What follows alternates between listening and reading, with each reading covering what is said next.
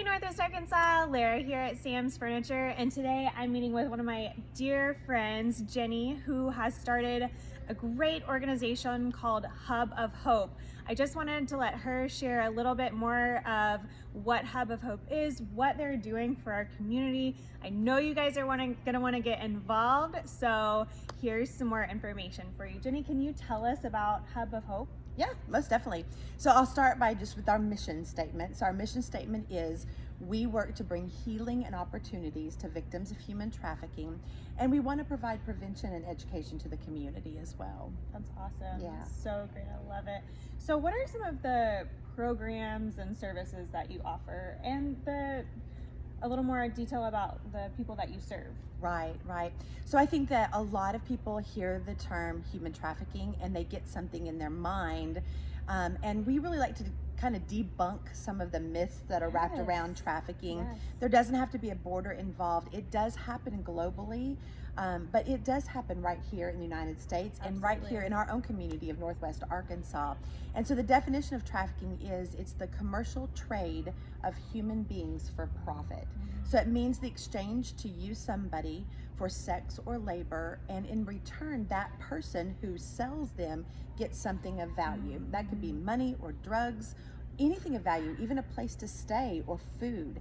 And so that's really the definition of it. And so when we opened our doors, we had said, we want to be an anti-human trafficking organization, and really there's sex trafficking and labor trafficking, but the majority of individuals, the friends that we really are blessed to journey with, are adult women survivors of sex trafficking. And so that's kind of the vein that we have really ignited in and that we journey in. We also, we do prevention with minors, but we work in collaboration with organizations who have a direct focus with minors. That's fantastic. And so majority of the friends that you do serve, they are in the Northwest Arkansas area or very close surrounding, is that correct? Yeah, since we started as a nonprofit in 2017, we've worked with over 100 survivors of trafficking. Now, the nature of trafficking also can, go down interstates. It can be statewide. Absolutely. And so some of those might have started somewhere else and ended up here. We really say that we serve the Midwest region of the United States just because of that fluid nature of trafficking. Okay. Well, can you kind of give myself and our listeners a story of hope? So somebody that you've served to kind of help us gain more understanding of what that process would look like? Yeah, I would love to do that. So early on when we first started, we really were ignited to raise awareness and education in our communities. And when you teach markers and identifiers, you teach what trafficking is, and you ask people to lean in. We say live to lean in at Hub of Hope. We actually have community members that were trained in that, and then they were able to see that in the community. And so early on, we got a phone call, and it was someone who had been through one of our education experiences. And she said, Jenny, I see someone, I feel compelled to lean in and ask for our assistance. And so she had seen a woman who was lying in a ditch here in Northwest Arkansas. And so a couple of our team members came in. One of the things I'm so proud about our staff and volunteer team is that we build rapport really quickly. Very great with trust and just love and offering friendship. And so we were able to go in, build trust with her, and over a 2-hour conversation, she revealed to us that her boyfriend, I use air quotes when I say that because that's very, very common in the sex community language and how that works. But a boyfriend brought her here.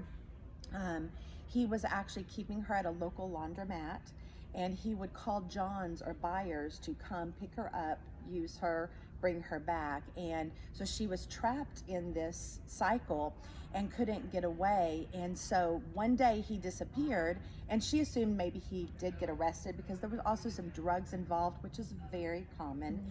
And she literally was in a state, she didn't know where she was at.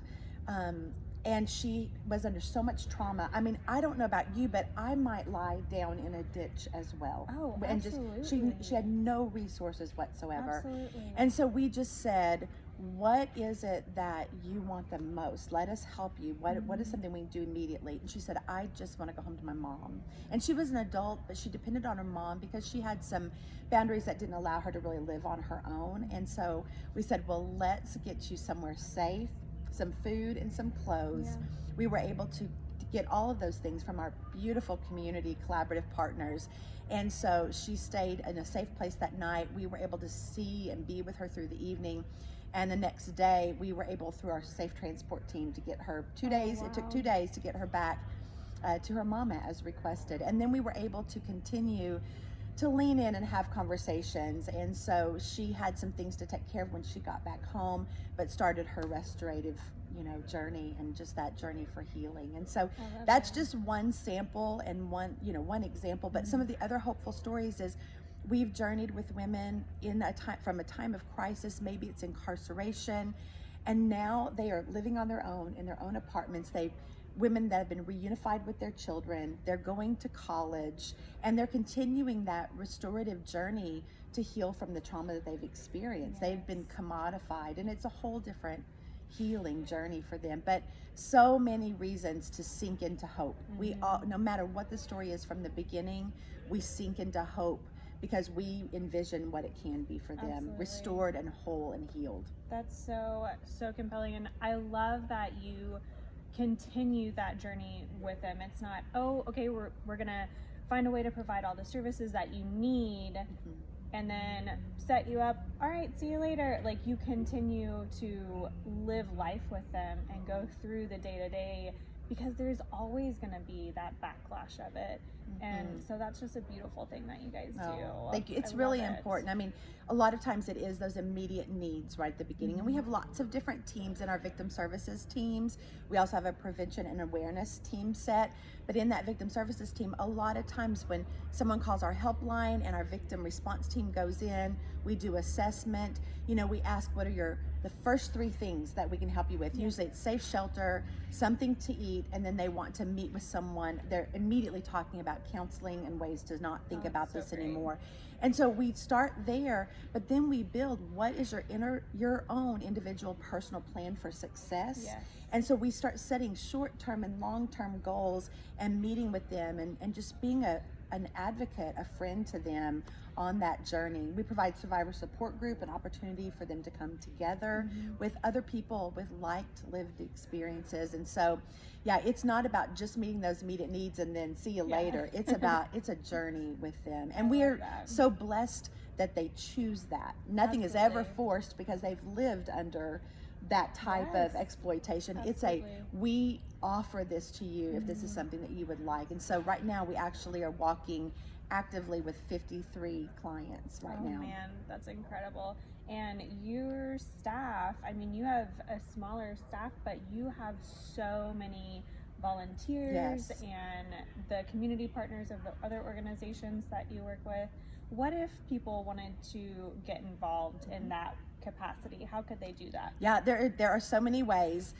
If somebody really felt that they were ignited to work in direct services with our victim services team, we do go through a volunteer application process. And so we have an application, we do background checks, there's some training that is involved there, and we invite people into that. We love that so much. But there's also opportunities. We put out a needs list when things come up. Right now we're actually helping to house. We just moved 1 yesterday. We've already got 2 in apartments, and we have 2 more on the waiting list. So we put out a needs list for that.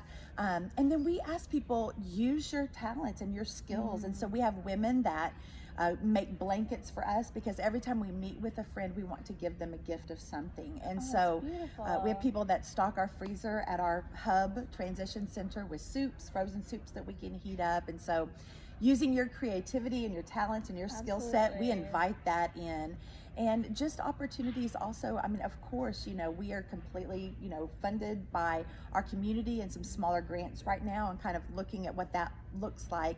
Our need, we've added 25 clients just since July. So we see that increasing. So that increases the need for support. And so that's a way somebody could come on our team as well. So, and then they can contact me. I'm always happy to discuss what volunteerism looks like. You're so wonderful at that.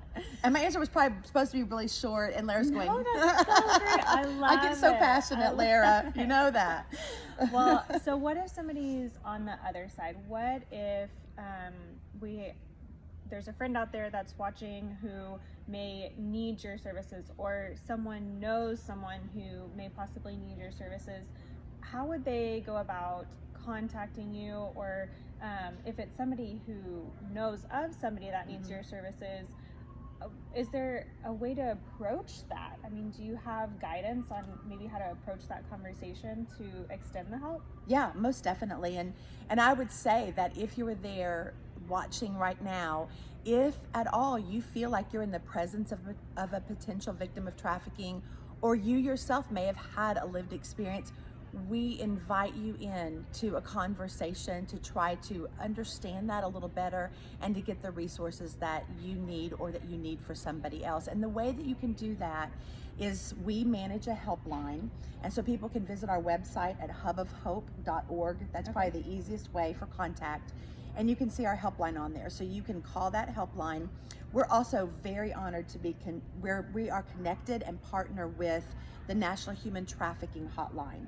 And so if you call the National Human Trafficking Hotline, which is run and organized by Polaris Project, if you're in the Northwest Arkansas area, we get that contact. And so and we're happy to talk with individuals who just have any questions. Like, we visit with parents that say, I believe this might be happening to my child.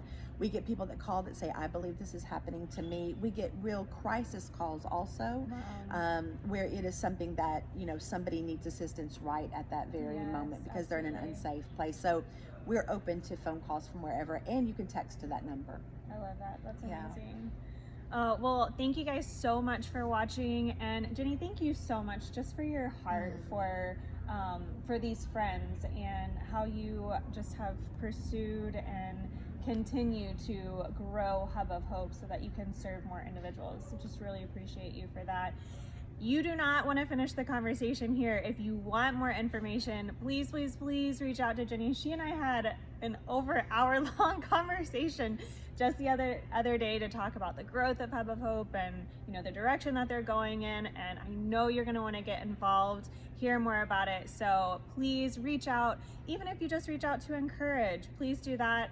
Figure out how you can use your gifts and talents to be serving our friends through Hub of Hope. So we hope that you will continue this conversation, and we'll talk to you later.